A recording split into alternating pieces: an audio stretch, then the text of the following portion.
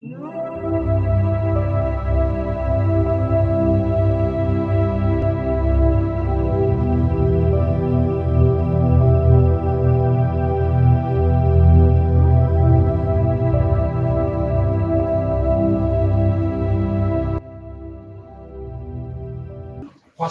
ahla dzikri in kuntum la ta'lamun.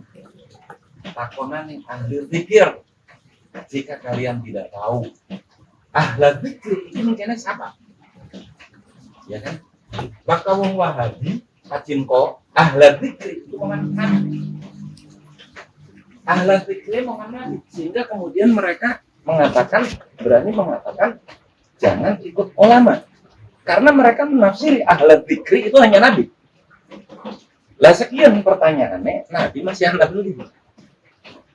Sing aku Nabi kan Ahmad Busatik. Nabi masih anak dulu. Lah kalau kemudian ahla dzikri ini kan hanya Nabi, sekian Nabi selangkah zaman sekian.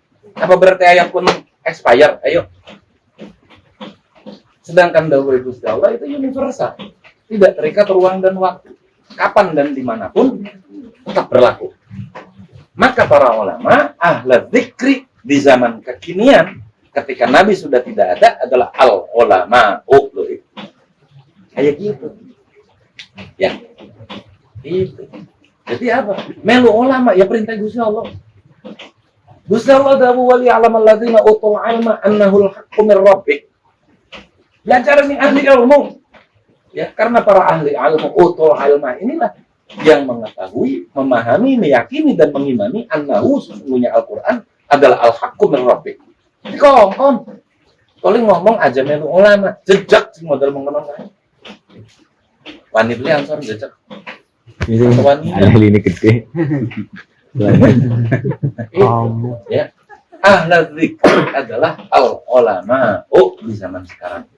Jadi aja keter-keter, orang Islam ku gampang. Kita ikut timbang ngintil. Ada wong ngintil buat jerewel. Duduk nak di tengah dalam kan. Benar. Itu ngintil lah para ulama. Ngintil lah para ulama. Nah, kemudian sampai aneh ketik pada keter keting terus al ulama. Uku siapa? Kan kayak mengkononnya. Sebab zaman sekian kan keter ya. Nganggo coba, nganggo gamis, nganggo sorban, ya disebutnya ulama. Asal nganggo gamis, asal nganggo sorban, nganggo hutang-hutang disebutnya ulama. Ya enggak begitu. Syekh Abdul Qadir Al-Jilani itu mempersyaratkan 12 syarat untuk seseorang disematkan sebutan ulama. Syaratnya al-ulama kudu hafal Quran, kudu hafal kutubus sittah, amaliyah, ubudiyah kudu bagus, kudu mengedepankan akhlakul karimah, kudu siddiq amanah tabligh fatanah, kudu warisi sifat Sayyidina Abu Bakar, kudu warisi sifat Sayyidina Umar, kudu warisi sifat Sayyidina Utsman, kudu warisi sifat Sayyidina Ali. Zaman sekian anak beli serap. Jadi sampean anak beli. Wong sing memenuhi 12 syarat pun anak beli. Kriteria jawab ya. Arep ngomong anak endi wonge, arep ngomong langka yang dawe Gusti Allah berarti kudu anak kan kayak mengkono. Itu. Anak beli anak. Ya. Nah, sementara peran dan fungsi al-ulama itu di dalam kehidupan sosial itu adalah sebagai panutan, pengayom, pelindung, pendidik, tempat wadul manusia. Maka al-ulama kapan dan dimanapun harus ada. Tapi jika kita hanya menekankan dengan apa yang disampaikan, disyaratkan oleh Syekh Abdul Qadir Al-Jilani, engkau uang angel luru panutannya. Sebab biasanya sih memenuhi syarat rolas sulipnya ning males ya. Ning alas, ning gunung, dewe kan uzulah kono. Apa wis beli mikirnya perkara dunia. Iya kan? Lah itu. Maka Syekh Imam Ahmad bin Muhammad bin Hambal Ahmad bin Muhammad At-Tijani itu kemudian mensyaratkan 3 syarat minimal untuk seseorang disebut al-ulama. Apa syaratnya? Kudu alim.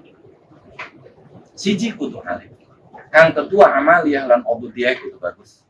Kang ketiga kudu mengedepankan akhlakul karimah.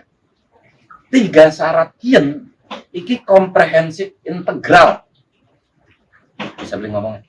Bocah ansor orang bisa ngomong komprehensif integral awas bae. kudu komprehensif integral. Apa makna komprehensif integral? Iki bisa dipisahkan satu-satu. Harus menjadi satu kesatuan yang utuh dan bulat yang melekat pada diri seseorang. 3 syarat tadi. Maknanya al-ulama'u beli cukup mengalim. Al-ulama'u beli cukup mengalim. Sebab mana al-ulama'u kemudian cukup karo alim, maka iblis ulama, ayo. Terus ngaran iblis bodoh. Wa 'allamal adamal asma'a kullaha tsumma 'aradahum 'alal malaika. Ini menunjukkan karena iblis alim.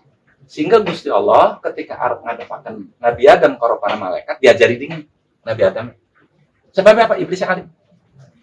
Maka ketika Amin Rais ngomong, "Sapa boy sing berilmu, kowe ulama." Ya, salah. Al-ulama'u tidak cukup hanya alim. Itu tidak cukup.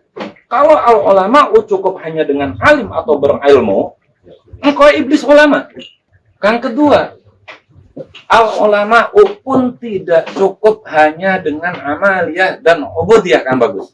Iki beli cukup. Apa sebabnya? Maning-maning lamun al-ulama'u kemudian cukup dengan amaliyah dan ubudiyah yang bagus. Engkau iblis ulama.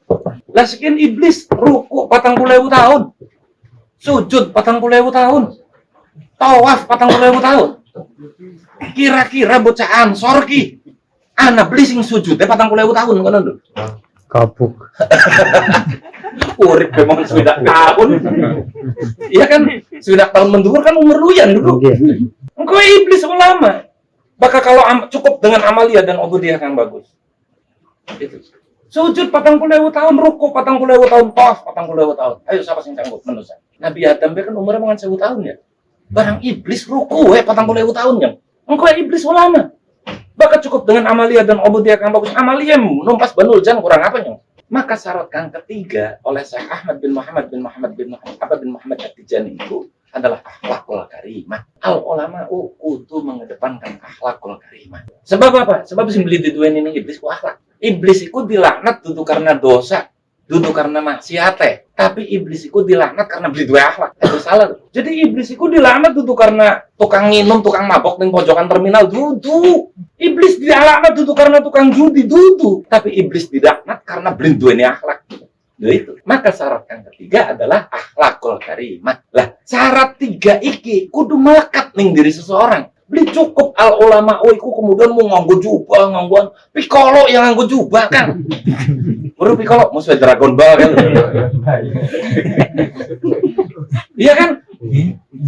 Jadi al-ulama'u iku 3 syarat ini tidak boleh terpisahkan. Harus menjadi satu kesatuan yang utuh dan bulat. Bahkan wong alim tapi blinduene akhlak, ya beli susah disebut ulama. Ana wong akhlaknya bagus, amalia ubudiyah bagus tapi bodoh, ya dudu ulama. Mula aja sembarangan nyematakan sebutan ulama. Lagi tugasnya bocah Ansor nyampeaken ning masyarakat. Sebab wong zaman sekian akeh terjebak ning atribut-atribut, ya kan? Itu mah ulama bahasa kan ya. Jebol sing teka jero ki gerung, tapi wong yo gerung ora gerung ateis. Iya kan? Ana maning istimewa ulama sing kumpul sapa di Sungkarisma. Ada lu Sungkarisma ku budak. Ana maning disebutnya ulama jebol melu istimewa ulama. Siapa? Yusuf Martak pengusaha bangkrut. Dodak-dodakan karena utangnya harapan ditagih ning negara. Dodak-dodakan nganggo jubah, nganggo gamis ya. Toli melu kumpul-kumpul karo mengkonon disebut istimewa ulama. Giliran harus ditangkap ngomongnya apa? Kriminalisasi ulama. Ya kan?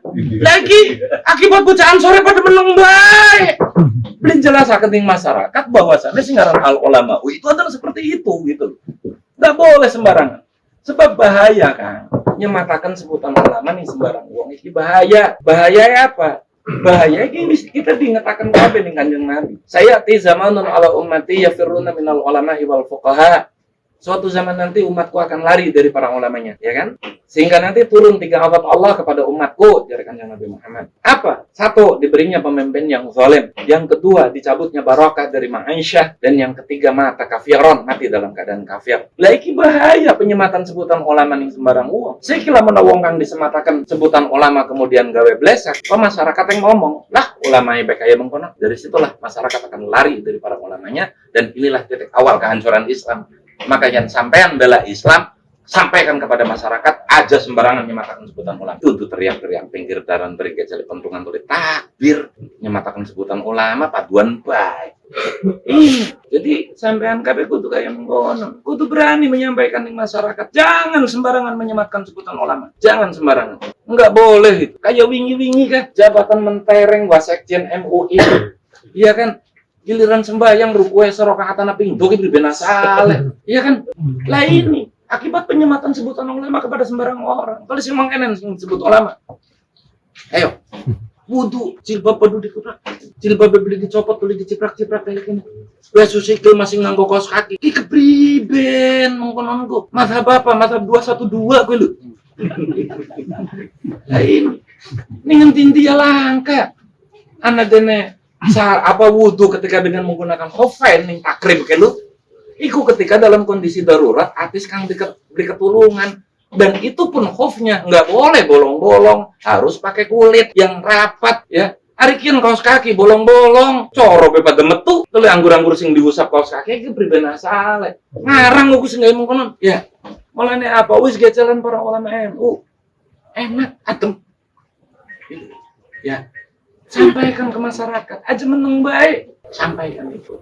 Sehingga akhirnya masyarakat akan sing pada mulai satuan sing hati-hati aja paduan baik. Masalah Masya Allah segini kok. Ya pun lamun isun ngomong kayak yang mereka teriak-teriak ngomong bela Islam dan segala macam kono. Tuh menggonon. Kalau kita memahami sejarah, ini pada dari zaman pasca Khulafaur Rasyidin sini. Apa Quran hadis petunggu alat pembenar bae. Islam hanya dijadikan alat kepentingan kekuasaan. Zaman sekian pada kalau zaman ini lagi. Kita baca Ansor, kita wong NU kudu paham. Sing hati-hati.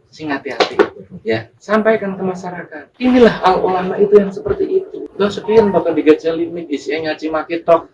Bahkan yang panggung kebun binatangnya digendong. Kok disebut ulama? Lamun ulama kayak mengkonon umatnya kayak apa? Itu.